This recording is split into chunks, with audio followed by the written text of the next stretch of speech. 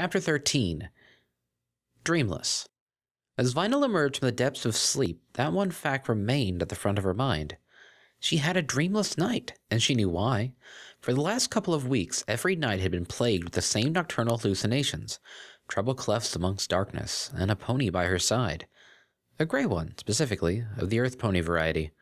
But last night she had slept peacefully, and was with a big smile as she reached out to hug the reason why. When her hooves grasped nothing but disturbed sheets, the DJ's eyes shot open, revealing the empty space beside her. Her heart jumped, and for a moment she felt an indescribable sadness began to weigh down on her as the events of the previous night were suddenly called into question. "No," she whispered, eyes watering. "Not again, please." The door to the bathroom opened, unleashing a small wave of steam that rolled across the floor. Octavia stepped through it, her mane slicked to her glistening coat. She hummed softly, completely unaware of the red eyes watching from one of the beds. That is, until the pony they belonged to dove across the room in a single leap and tackled her. Octavia suddenly had to deal with a very happy unicorn lying on top of her. Vinyl didn't care that her coat was also getting quite wet from hugging the freshly showered mare, or that lying on the floor was probably taking away the very thing that her friend had just spent a while attaining. All that she cared about in that moment was knowing that Octavia was real, that the night she remembered had actually happened, and that her wish had been granted. The Celeste didn't know all of this, so she was in quite a bewildered state when Vinyl drew back slightly to see her face. "I suppose I can expect this kind of greeting every day," she said half-seriously. Chuckling awkwardly, the DJ had finally woken up entirely and realized what she was doing.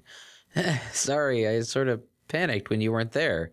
It sounded so stupid to her ears now that she was thinking clearly, but Octavia didn't seem to think so. She pulled Vinyl down and kissed her deeply, hoping to assuage the white pony's fears in a way that words couldn't hope to emulate. It worked. Vinyl sighed into the kiss, her body relaxing almost immediately. They remained that way for a good few seconds, but as always, it came to an end too soon. This time, however, it was for a very good reason. Octavia pulled her lips away, cursing the heat upon her cheeks. Vinyl, not to be rude or anything, but perhaps you should brush your teeth first?" "Oh, yeah, right, sorry," Vinyl said, wondering if it was possible to explode from sheer embarrassment. "What was I thinking? I'm not a movie star. I'm gross in the morning like every pony else." She untangled her legs and stumble-tripped her way into the bathroom. As she quickly set to work brushing, she watched Octavia get up and adjust her mane. Then, to her unspoken internal glee, she watched the Celeste cast a very questionable look her way. For a moment, she considered trying to say, "Like what you see?" around a mouthful of toothpaste, but thought better of it. She'd embarrassed herself enough for one morning. Once finished, she bounded out the doorway with a huge grin. Now, where were we? Octavia had wandered over to Vinyl's bed and was in the process of pulling one of the blankets off. What are you doing?" "Reclaiming my blanket. If somebody saw my bed like that, I'd be ashamed." Her enthusiasm fading, Vinyl pawed at the ground with her left forehoof. "So you're sleeping in your bed tonight?" "Is that a problem?" Octavia frowned and stopped to look at the DJ. "No, not really, but, I was sort of thinking we could, She trailed off, looking everywhere but at the other mare. "Sleep together?" asked Octavia quietly. Vinyl nodded, but upon seeing the blush in her roommate's cheeks, she quickly clarified. "I mean, just sleep. I didn't mean, anything else. Unless you want that. But if you don't, that's fine. I only meant sleep." The situation was slipping out of her hooves now that that topic had been awoken. She couldn't help but wonder why her impressive social skills had recently begun to desert her in times of need. Perhaps we should discuss this tonight. It's a little early in the day to be talking about this stuff." Listening to her Celeste, Vinyl experienced a brief moment of relief as she realized she was not the only one who was feeling a little uncomfortable. Octavia bit her lip. "That being said, I did enjoy waking up next to you." She smiled at the memory. "You kept squeezing me and grinning in your sleep. It took half an hour to escape your hooves." The DJ chuckled and shrugged, not the least bit surprised. "I'd have probably done that whether I was asleep or not," she admitted. Giggling, Octavia left the blanket where it was, to be dealt with later. She wandered over to Vinyl and planted a tentative kiss on her cheek. "So, breakfast?" Resisting the urge to smother the Celeste's muzzle with kisses, Vinyl grinned. "Starving." As midday approached and breakfast became a memory, Vinyl had been forced to grudgingly excuse herself in order to attend her drawing class. Octavia had offered her services as a model again, but the class had apparently moved on to different subjects. That hadn't stopped the unicorn from slyly suggesting she might take her up on the offer later tonight, which left the Celeste a blushing wreck long after the conversation had ended. Octavia tried to suppress her unrestrainable smile. Her cheeks ached, and she was certain she looked like a complete fool, but there was no stopping it. As she wandered across the grassy court in the middle of the campus, she felt a happiness like no other flood every fiber of her being. It was as if the universe had finally decided to go easy on her for once. After the years of loneliness in high school and the constant overwatch of her mother, she had reached the end of the tunnel, and the light was so bright. No longer would there be a little thought in the back of her mind that said, "You're alone, Octavia," when it was late at night. No longer would she cry herself to sleep at the thought of sitting by herself at lunchtime. It was over. And it had just begun. She soon realized she was approaching the same building Psyche worked in. Deciding that she agreed with her subconscious mind, the gray mare stepped inside and approached the receptionist. Psyche had helped her pass the barriers her mind had constructed, and was every bit as responsible for her happiness as Vinyl was. Well, maybe slightly less responsible, but he played a part nonetheless, and she wanted to make sure he knew what it meant to her. "Hello again, Miss Octavia. How may I help you?" the reception pony asked cheerfully. "Hello. I was wondering if Psyche was available." "He most certainly is. Just head on up and I'll call him to let him know you're coming." The mare grinned, baring her perfect teeth. "Thank you." Octavia quickly escaped her rather unsettling gaze and made a beeline for the tutor's office. Just like before, the office worker stepped out of her way politely. She internally wondered why it was so off-putting. Yes, students were supposed to give way to teachers and workers out of respect for some unspoken social hierarchy, but maybe Manhattan University was a progressive institute that sought to abolish such behavior. Perhaps the staff were merely doing their part to uphold a core belief or code established by the faculty, making way for the younger, innovative ponies? Octavia suddenly became aware she had been staring at the door to Psyche's office for slightly longer than was socially acceptable, and was holding up traffic in the hallway. Though from one glance at the waiting ponies, she could almost believe that they had all the time in the world. Not one of them made a move to hurry her up. Mumbling an embarrassed apology, the cellist pushed through the door and closed it behind her. The frizzy-maned stallion waiting for her waved cheerfully.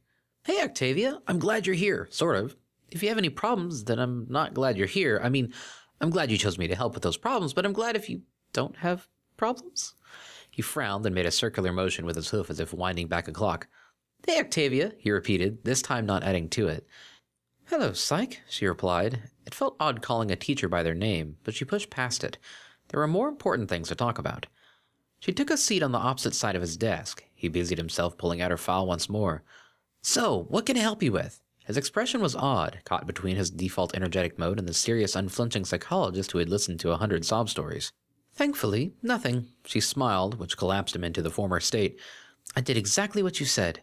It all came rushing back, and she tried to tell the story as fast as it crossed her mind. "I went back to Vinyl and hugged her, and she asked me if it meant what she thought it meant, and I asked her what she thought it meant, even though I already knew, and she started to say, 'You like me,' but she took too long, and I was so excited, and I just said, 'I like you,' and she said, 'like,' and I said, 'like,' and then we kissed properly, and it was amazing." She bounced in her seat a little, wearing a grin that stretched ear to ear. She didn't even care how silly she looked. "That's fantastic news! I'm so happy for both of you," Psyche chuckled. "I'm always paranoid that I've given bad advice, so it's good to see it turned out well." "On the contrary, your advice was perfect. That's actually why I'm here. She took a deep breath. "I'm happier than I've ever been in my entire life." It was a fact that brought out mixed emotions. On one hoof, she had all those miserable memories, but on the other, they were gone, never to return. "You helped me get here, Psyche." She slid off her chair and walked around the desk. The stallion looked a little uncomfortable for a moment, but relaxed when she hugged him, and hesitantly returned it. No doubt Vinyl would probably think hugging a teacher is about as lame as it gets, yet not even the thought of the DJ's voice-cracking laughter could ruin her good mood. "Thank you," she whispered, pulling back and dropping onto all fours once more.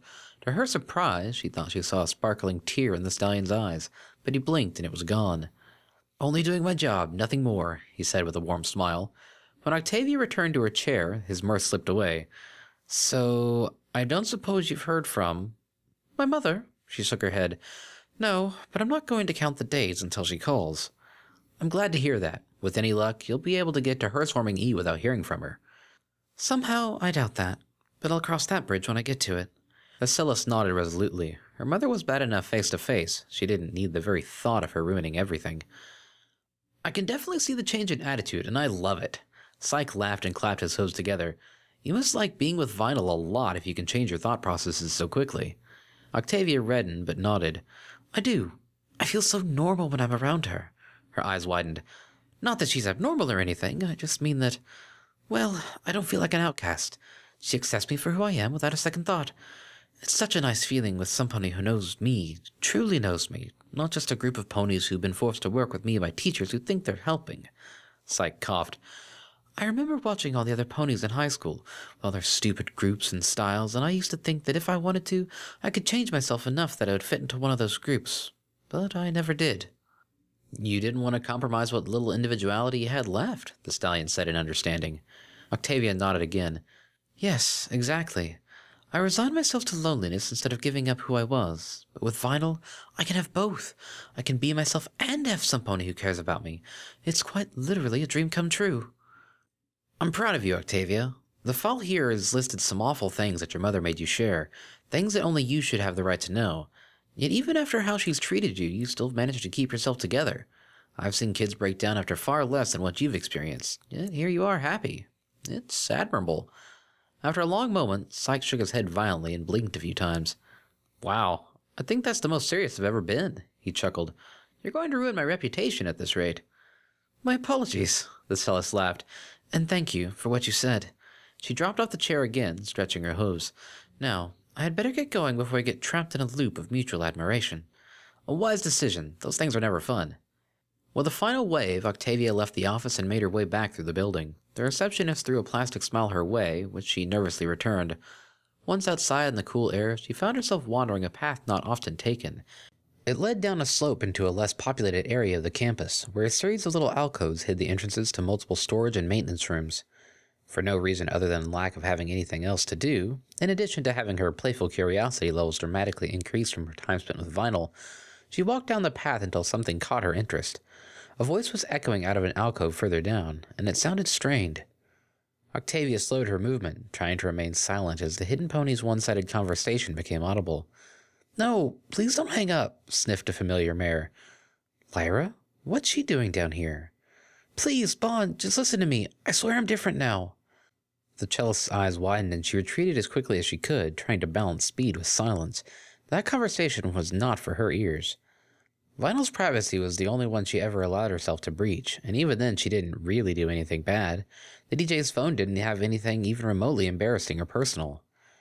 At the top of the slope, just before entering back into the huge court, Octavia heard hoofsteps behind her. Trying to look as casual as possible, she stood next to the wall and scratched her chin as if deep in thought. Lyra soon appeared at the bottom of the slope, aggressively scrubbing at her eyes as she trotted upwards. When she reached the top, rather than looking at the hundreds of other possible directions, the mint green unicorn looked straight at Octavia. What are you doing here? She asked. Her eyes were still a little red from crying, and the gray mare couldn't help but feel a little sorry for her. I'm simply pondering the mysteries of life. She scratched her chin extra hard to illustrate her point. Near the maintenance sheds? Yes. Octavia dropped her hoof to the ground and quickly put a concerned look on. Oh my, Lyra, are you all right? The green mare scowled at her. I'm fine. I'm fine. She tried to walk away, but Octavia fell into line beside her. Have you considered what I said last time we spoke? Cellist prodded. Yeah, I might have. And? Lyra stopped walking, looking around to make sure no pony was close by. Look, I know you're just trying to help for whatever reason, but you don't want to be my friend, okay? Trust me, you'll be better off. Octavia couldn't help but wonder if the other mare was angry at herself rather than any particular pony. What makes you say that? Just leave me alone, okay? I'm trying to save the friends I still have left. I don't need another one to worry about. She set off once more, and this time she went alone.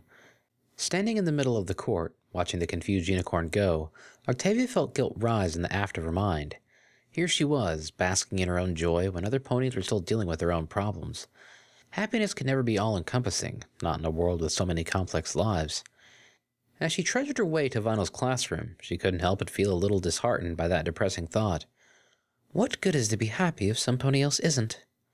The white unicorn stepped out of the room amongst a flow of other ponies and yawned for a few seconds. Her eyes scanned the surroundings with bored disinterest until they lighted upon Octavia.